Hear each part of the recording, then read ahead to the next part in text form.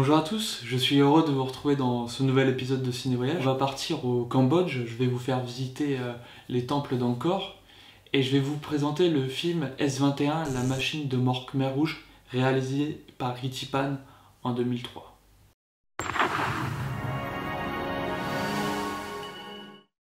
Alors je suis parti au Cambodge à Siem Reap pour aller visiter les temples d'Angkor avec le pass 3 jours.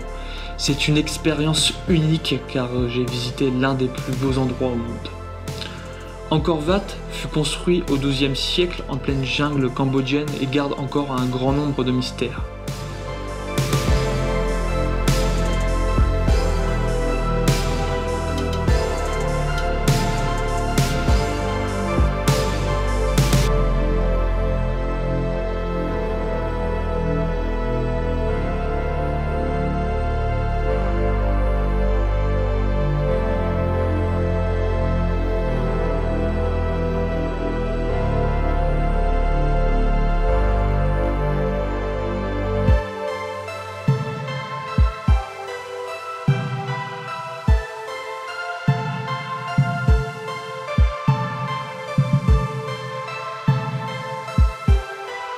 Il y a un temple qui m'a marqué, c'est le temple Tam Prop, qui a été rendu célèbre par les films Indiana Jones et Tomb Raider.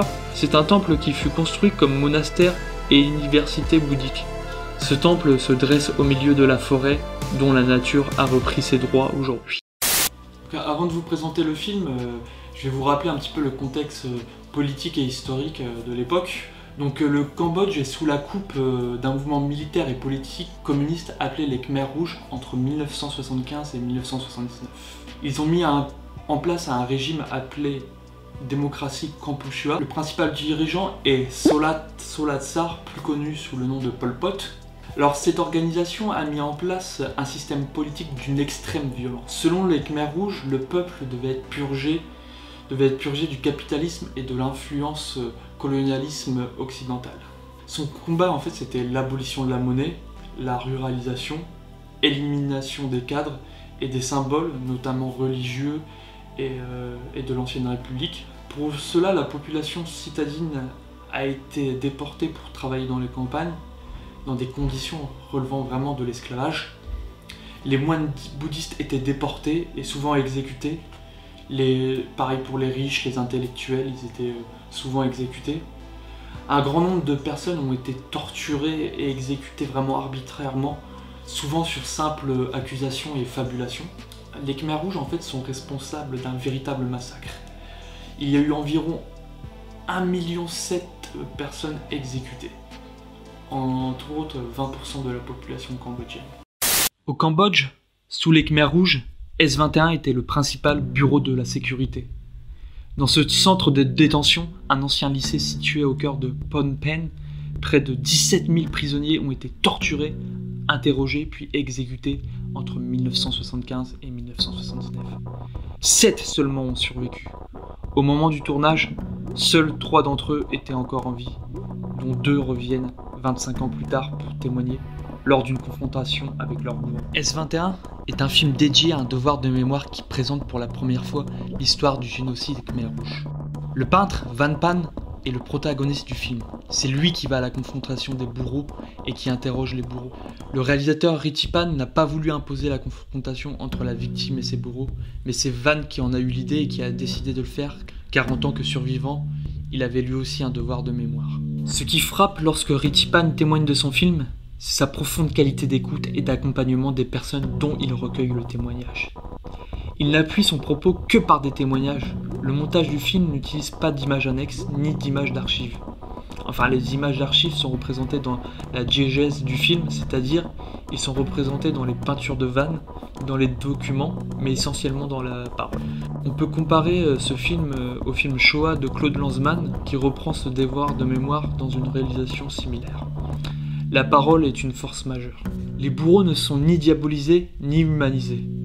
Le réalisateur les place tout simplement à leur responsabilité. D'ailleurs qu'il minimise en disant « je ne faisais qu'obéir aux ordres ».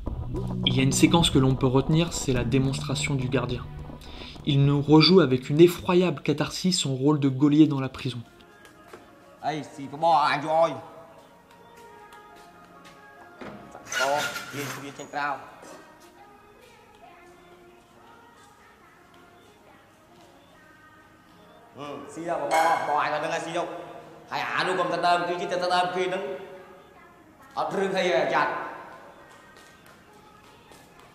Il nous livre avec exactitude son rôle de gardien dans les moindres gestes en nous montrant comment les prisonniers étaient traités. Cette reconstitution fait froid dans le dos, car cela nous montre que bien des années après, son endoctrinement est encore enfoui en lui. La situation pourrait même encore basculer aujourd'hui.